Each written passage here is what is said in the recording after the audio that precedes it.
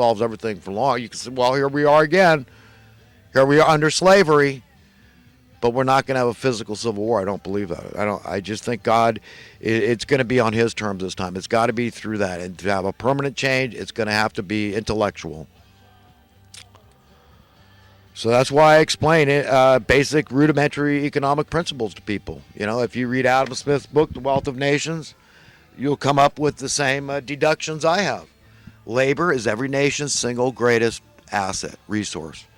Okay, if you're going to read one of these books, read that edition.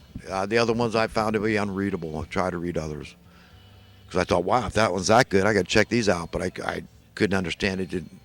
No, and that one's not easy to read. There's a lot of minutia and stuff in there, but you hit those little tidbits, those gold nuggets of enlightenment, and you go, okay, now I'm starting. You want to get the picture of what's going on. He wrote that book at the turn of the 19th century, the beginning of the dawn of the industrial age. But he saw the writing on the wall where it was headed. But anyhow, I want to empower people. I want to be happy, and we got to go this together. You've got to care about others. We all got to care about each other. Okay, the least of men. That's caring about Christ. We all think of high tax as a liberal thing. Why are so many of these professed capitalists, they don't speak out against high housing costs, but they go along and tell you it's good, housing values and all this, housing, worth and all that crap. But the fact is, you got to pay a lot more property taxes because it's based on a percentage. So you see, they're disingenuous. They're liars. They never talk about these things. They're sickening me, my friends. Trump never talks about getting rid of that $50 billion a year that goes to Section 8, but he's cutting out a couple of billion from this food stamp program nationally or something. It's sick. I mean, if Trump's evil, man, I'm going to lay it on the line. I don't pull punches, Trump. I'll say whatever's on my mind because you know what? I'm a good American. And beyond that, I'm a good brother. I'm a good friend. I'm not a yes man. I'm the real deal. That's America for you. It produces guys like me, born and raised.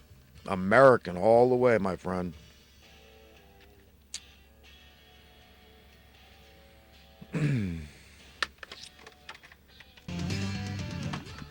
All right, my friends, I'm going to try to get into some recent current events, commenting on those things, and other talking points I wanted to get into. And I'm going to try to speak fast and run through some of this stuff. I need to make a correction. Last week I said Judaistic Jews believe in Muhammad, but I meant Moses. And anybody, no, I just misspoke. But we got this idiot cop somewhere. I forgot what state he was in. But he arrested some 6-year-old little girl for misbehaving at school. And he got fired. Rightfully so, I must say. But you got to be able to handle it. I mean, they got to send somebody in that's a hell of a lot more tactful around kids than that idiot. And I like cops, generally. I really do. I think that they're akin to angels, good cops. They really are. I had an uncle down in Pacific Grove, California, back in the 60s that was a cop. Johnny Restovich, his wife, my aunt, this is my mom's brother, and his wife, they had 2 kids whom I was fairly close to, as cousins go probably. But we stayed at their house for a little while in the 60s. My dad knew my mom's brother, so had a relationship there, and but she used his police-issued revolver. She took her own life back in the 60s. It's a very sad situation, but it's tough, but he was a good guy. My dad and him used to bump heads all the time. Johnny was really hard to get along with. He was a chain smoker, just really, I don't know. Something bugged him a lot, Probably he never got to the bottom of what it was. But, that's what I try to help people. Get to the bottom of what's bugging you. Like I said, it's likely what's bugging you is a lot of the same as bugs me. And it's a lot of, because we got a lot more in common than out of common, my friends. We all want creature comforts. We're all really, we can be materialistic and everything else. We want a few bucks to take our girl to dinner. We're all the same in a lot of ways. Okay. But these idiots that are running the show, manipulating us, again, pointing back to the keys of the petty criminal compared to these monsters at the very top of this perverted pyramid of power. They want us balkanized. They want us divided. They want us at each other's throats on a local basis because we will expend our energies, dissipate our energies there in ways that are unfruitful and just create more division and animosity on a local community-wide basis. Instead of going for the juggernaut of evil and focusing in unison on them, okay, with God's help, we can do this thing and say, look, we know what you've done. We're your bosses. We're your employers. We're your masters. We put the tabs here in America, and we're telling you how it's going to be. In the name of God, be gone, Satan. I mean, basically, in essence, that's what we need to tell these people because they're out of control. They're snot-nosed, spoiled, bratty kids drunk on the blood of saints, to steal a phrase from Scripture, okay? And that's who they are. They absolutely need parenting, and we as individuals and collectively need to step up to the plate and say, yes, we're willing to parent you, even if it destroys me, costs my life, my physical life, my temporal, ephemeral existence, my mortal coil, okay? We still are going to speak truth to power. We need to live with ourselves. We need to stand before our God someday, and if we don't do anything, then we're just culpable. Yeah, silence is death sort of thing, right? Go along to get along. And we're all culpable. We're all colluding to that degree that we just are quiet about this thing. Quiet in the face of evil. I mean, is a participant in that evil. But don't blame law enforcement, okay? Whatever branch it is, look, they didn't create the policies we're living under. Their job is just to enforce them, okay? And good cops are they're intelligent, they're decent. Most of them are, they're really good people, and they would be happy to see crime plummet. I am very skeptical, I'm very cynical about the vast majority of jobs being done out there, but theirs isn't one of them. My favorite branch happens to be Highway Patrol because you can imagine the highways without them out there. Just their presence, helps slow people down and curb drunk driving and stuff. So that's the last agency in my mind that's ever going to go. But a lot of other jobs out there that 25% of Americans, some 25% are employed in the financial services industry in some capacity.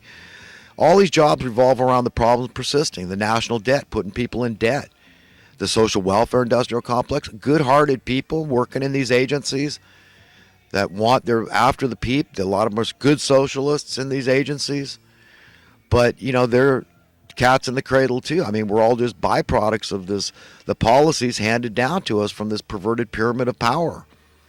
But those jobs would go away. The people in the financial services industry, their jobs would go away. The dubious warfare industry, their jobs would go away. And even in the judicial industrial complex, the crime industrial complex, a lot of jobs would disappear, okay, if we solve one basic problem of desperate poverty. You see, this is the one that the evildoers need to keep in place more than any other policy. Is a policy of just, staying on this trajectory of creating more and more poverty and desperation, enslavement, theft of the wealth that belongs to the people at large. All the people, not some of the people, including minimum wage workers, deserve a fair shake because their jobs are imperative to the welfare of society. Gosh, I keep going on about this. Don't people get that? How evil you are just to belittle, marginalize, subjugate people because of their lack of skill or education? God, that's mean. That's evil. That's an ungodly spirit. It's unethical. It's immoral. You belong in an ethics rehabilitation center. Any justify that and rationalize that as being okay, condone that in any way, shape, or form, you're evil, man. I'm sorry. But I'm your best friend telling you that. I'm telling you the score. I'm not a yes man. I don't care who I'm speaking to. I don't know who I'm speaking to. It doesn't matter. If the shoe fits, wear it. If it doesn't fit, don't wear it. Okay, it's as simple as that. But this is serious, man. We're in so much trouble, and I'm really concerned. I really am. In a very tangible way, in a very visceral way, I really worry about people. I want people to get it. I want us to combine and unify and come against the real monsters. All you good, decent, upright people, stop sitting on the fence and being lukewarm and just going with the flow. Speak out. Speak out on behalf of others, even if it's not for you. Do it for somebody else. We got Lori Laughlin's defense bombshell. That was kind of interesting that the FBI yelled at Larry Singer to get him to say instead of these payments being just a legitimate donation, that they were a bribe. It's kind of funny. We got this Corona brand beer. People, I mean, they're saying, "Oh, I'm not drinking Corona." I mean, how stupid are people? I wonder. Locally, they report on pedestrian deaths, and they're saying in California highest. You know what? They're not saying a per capita rate though. That's not fair. If you've got the highest population by far in the nation in California, and you say pedestrian deaths are higher here, if they're not giving the per capita ratio, I mean that means nothing. It's sort of like giving a statistic like, oh, they make 5 cents a day in this country, and you know. It's like we think, oh my God, how could you live on 5 cents? It has nothing to do with reality. There's no relevance to that statement. Unless you know their commensurate cost of living, a penny might be worth $50 to us. We don't know. So it's a meaningless statistic, and all this crap is, the stuff that comes out of the mainstream media, and you hear it on the radio. It's like, God almighty, what is wrong with people? Think, my friends, think. Get smart quick. Life's short, okay? So, I'm just trying to say that, because people got to be careful. I taught my daughters, listen, be prepared for some drunk guy dressed all in black to stumble out in front of your car on a wet evening with poor visibility, okay? That's what you need to be ready for all the time. I've been driving since I was 15 and a half. I'm 61 and a half now. Okay, do the math. I've never hurt anybody the whole time. I've never totaled anybody's car. I've never hit anybody in a moving accident. Okay, anything substantial, that's for damn sure. But I've been hit a few times. I've had people total my car. And, but you can never drive defensively enough. You got to be ready for people to do the stupidest, most unexpected things at any time of day or night. So whether or not you've been using anything, you're compromised, impaired, listen, accidents happen when you're not on anything. But if you're on something, you're in one whole hell of a lot of trouble. Or if you hit somebody in a crosswalk, it changes the whole paradigm, legally speaking.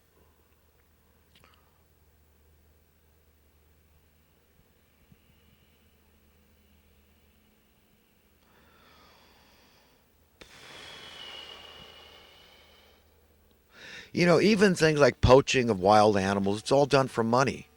I watch these nature shows like Jack Hanna's Into the Wild. I mean, all the things that would go away if we had a basic universal income that are negative.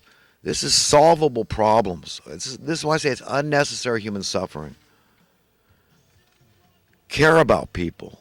Care about your fellow man. Don't be a pissant. Don't be a cheap ass. Be generous. That's beautiful.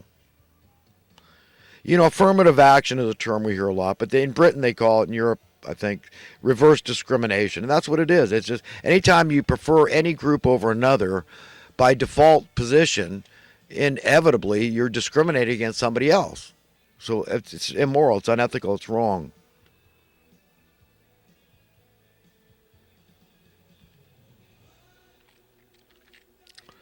We could say Nikola Tesla was a failure because he died a pauper.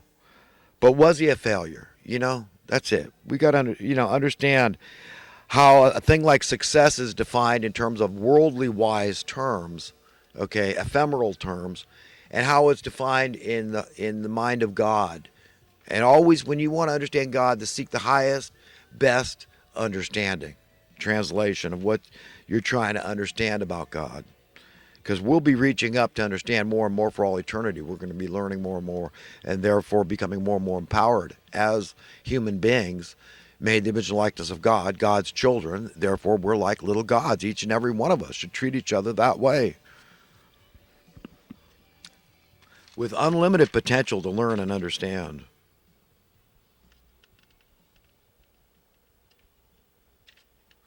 I don't like Dog the Bounty Hunter anymore after I saw him on Dr. Phil made a statement that I didn't approve of. Some people are evil and they think they're smarter than other people, but he knows his relevance is entwined in this bail. You shouldn't be able to pay bail. I don't. In any case, it's either ORAR or nothing.